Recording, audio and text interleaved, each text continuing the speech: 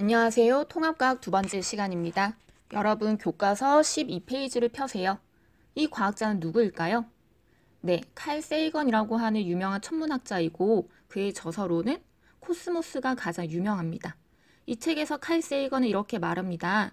만약 당신이 아무것도 없는 상태에서 사과 파이를 만들려면 먼저 우주를 만들어야 해. 칼 세이건이 이렇게 말한 이유는 무엇일까요? 오른쪽 페이지로 갈게요. 첫 번째, 사고력 문제입니다. 사과 파이를 포함한 모든 물질은 원소로 이루어져 있어요. 칼 세이건의 말이 뜻하는 것을 원소의 탄생과 관련지어서 풀이해 봅시다. 여러분 잠깐 영상을 멈추고 생각해 보세요. 생각해 봤나요? 선생님이 힌트를 줄게요. 여러분 주위에는 많은 물질이 있죠? 지금 가지고 있는 핸드폰, 컴퓨터, 교과서, 펜, 의자, 우리가 숨쉬는 공기 등등. 이렇게 질량을 가지고 있어서 우리가 그 존재를 알 수 있는 것들을 모두 물질이라고 해요. 에너지하고는 또 다르죠. 사과파이 역시 탄소, 질소, 수소, 산소 등 여러 원소들로 구성이 돼요. 그러면 사과파이라는 물질을 만들기 위해서는 우주를 먼저 만들어야 한다는 것은 결국 우주에서 원소가 탄생하기 때문이겠죠. 여러분 답을 필기하고 넘어가세요. 두 번째, 의사소통 능력 문제입니다. 만약 아무것도 없는 상태에서 사과 파이를 만든다면 어떻게 해야 할까요? 우선 우주부터 만들어야 되겠죠? 그리고 우주에서 원소가 탄생되게 해야 합니다. 정답이 있는 것이 아니니까 본인만의 레시피를 우주 탄생부터 써보세요. 예전에 어떤 친구를 발표시켜 보니까 137억 년 동안 기다렸다가 사과 파이를 사 먹는다 라고 쓴 친구도 있었는데 그런 것도 괜찮습니다. 창의적이잖아요. 그러면 선생님의 황금 레시피를 보여줄게요. 요리 시간을 우주 나이와 같이 137억 년으로 했어요. 먼저 우주가 폭발하면서 수소 원소가 만들어집니다. 별이 지나면서 더 무거운 원소들이 만들어지고요. 원소들이 물질을 이루면서 지구 환경이 형성되겠죠. 다음엔 밀, 사과, 설탕, 버터, 달걀을 얻을 수 있을 거예요. 그러면 재료들을 섞어서 반죽을 만들고요. 그 위에 사과를 썰어 올려서 구우면 맛있는 사과 파이가 만들어지겠죠. 페이지 넘어갈게요. 14페이지입니다. 다 같이 학습 목표를 볼게요. 우주 초기에 만들어진 수소와 헬륨이 현재 우주의 주요 구성 원소라는 것을 설명할 수 있다. 중요한 단어에 동그라미 치세요. 이 정도로 찾을 수 있겠네요. 이 단원에서는 여러 가지 우주론과 함께 우주에서 원소들이 생겨난 과정을 배우겠습니다. 여러분 특히 이 세 가지를 기억하세요. 첫 번째는 셰플리와 커티스의 우주 크기에 관한 논쟁. 두 번째는 우주가 정적이냐 동적이냐에 관한 논쟁. 세 번째는 그 유명한 정상 우주론과 빅뱅 우주론의 논쟁입니다. 뒤로 갈수록 더 중요합니다. 자, 그럼 첫 번째 논쟁 시작합니다. 여러분, 지금은 21세기죠. 여러분은 은하의 개념을 알고 있나요? 은하는 수많은 별들이 모여있는 거대한 집단이죠. 우리가 여름에 밤하늘에서 보는 은하수는 우리 은하의 단면이 우리에게 보여지는 것이에요. 그런데 20세기 초반까지만 해도 대부분의 사람들은 우리 은하가 우주의 전부라고 생각했어요. 그런 상태에서 과학자들은 하늘에 보이는 뿌연 가스 덩어리처럼 보이는 집단에 관심을 가지게 되었고 당시에는 이것이 또 다른 은하인 줄 몰랐기 때문에 성운 또는 나선 성운이라고 불렀어요. 셰플리파는 이런 생각을 대표했는데요. 안드로메다 성운과 같은 이 성운들이 우리 은하 안에 있는 천체로 가까이에 있다라고 생각했어요. 반면에 커티스파는 이 성운들이 우리 은하 밖에 독립된 또 다른 별의 무리라고 생각을 했어요. 각각은 나름대로의 계산과 근거를 들어 주장했지만 정확한 관측이 이루어지지 않아서 논쟁으로만 지속되고 있었어요. 이때가 약 1920년쯤이었어요. 지금으로부터 약 100년 전이네요. 이렇게 셰플리하고 커티스는 격렬하게 논쟁을 했는데요. 당시에 이들이 근무하던 천문대에 이 과학자가 들어오면서 논쟁이 끝나게 됩니다. 누굴까요? 네, 그 유명한 에드윈 허블입니다. 허블이 안드로메다 성운 속 천체들의 거리 측정에 성공하는데요. 당시 알려진 은하수, 즉 우리 은하의 크기보다 훨씬 멀리 있는 것이 밝혀졌어요. 즉 안드로메다 성운은 우리 은하 밖에 있는 매우 먼 또 다른 은하인 것으로 증명이 된 거죠. 당시 허블이 자신의 계산 결과를 셰플리에게 보내자 셰플리는 나의 우주가 무너졌어 라고 안타까워하며 답했다라고 합니다. 이렇게 1924년에 외부 은하의 존재가 밝혀졌고요. 그 이후에 우주의 과거와 현재, 미래를 설명하는 다양한 우주론이 등장하게 됩니다. 우주는 어떻게 변할까? 허블의 발견으로 외부 은하의 존재는 밝혀졌지만 시간에 따른 우주의 모습에 관해서는 여러 의견이 존재했어요.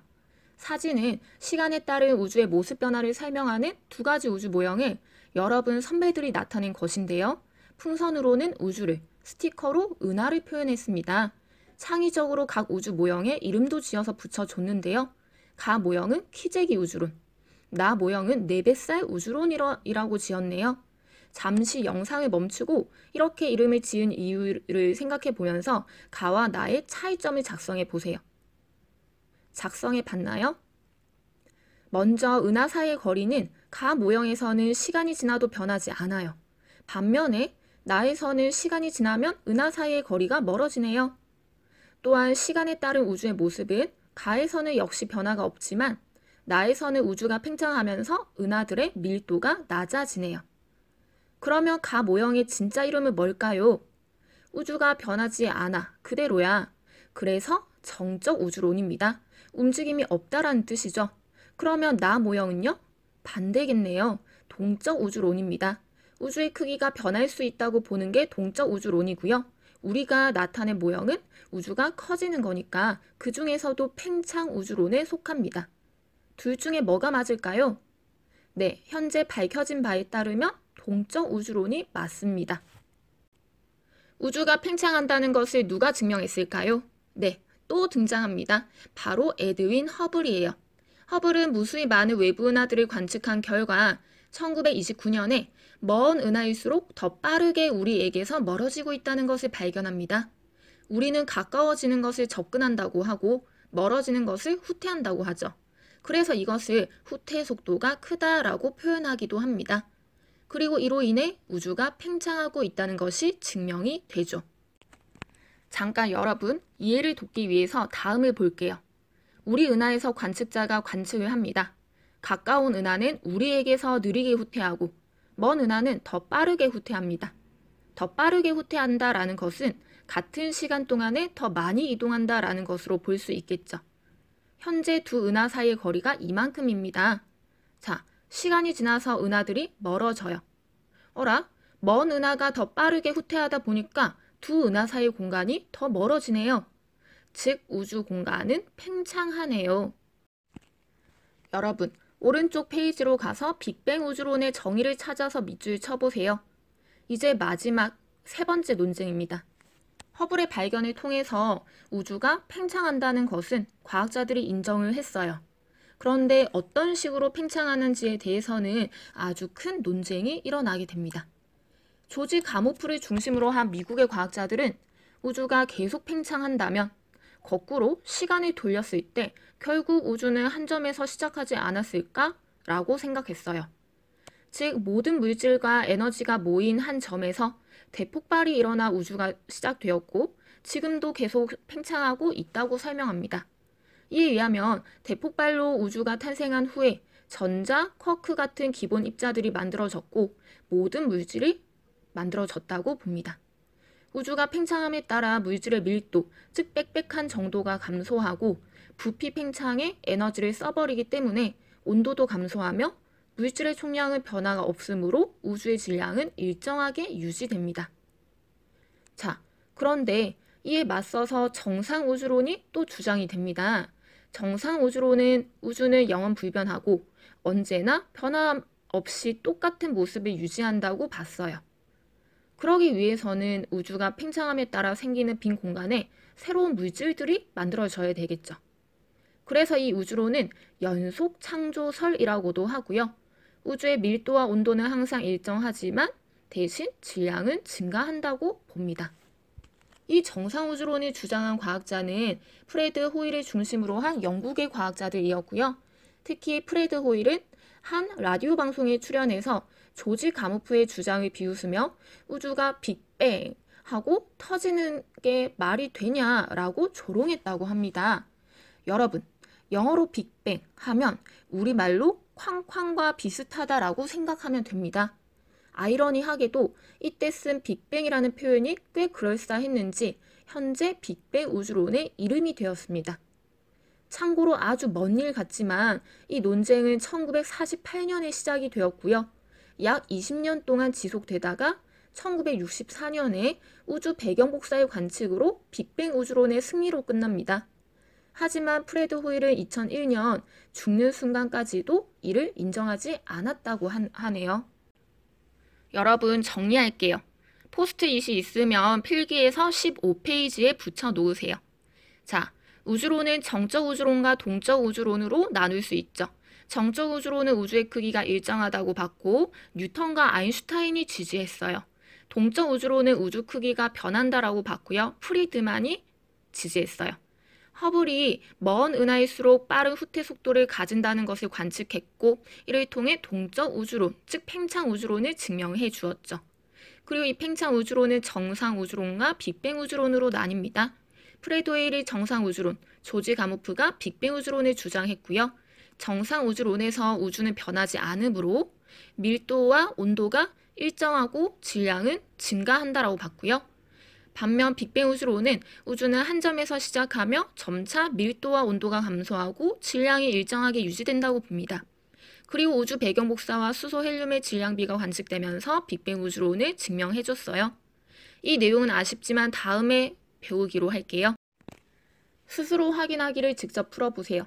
1번, 허블이 외부 은하를 관측하여 알게 된 사실은?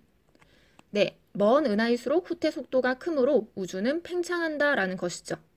2번, 우주는 대폭발로 시작되어 팽창하고 있다는 우주론은? 네, 빅뱅 우주론입니다. 3번, 다양한 소재로 팽창하는 우주의 모습을 표현해보자. 여러분 사진을 보세요. 풍선으로는 뭘 표현했죠? 네, 우주고요. 스티커로는 네, 은하를 표현했습니다. 여러분 여기에서 조심할 것. 스티커를 별로 보면 안 돼요. 예를 들면 건포도가 든 빵이 부풀어요. 이때 빵은 커져도 빵에 박힌 건포도의 크기는 커지지 않죠. 마찬가지로 우주가 팽창해도 은하가 커지는 게 아니기 때문에 은하 안에 있는 별들이 서로 멀어지는 것은 아니에요. 이것 조심합니다. 자, 여러분 오늘 배운 내용 3가지 기억하시고요. 수고하셨습니다.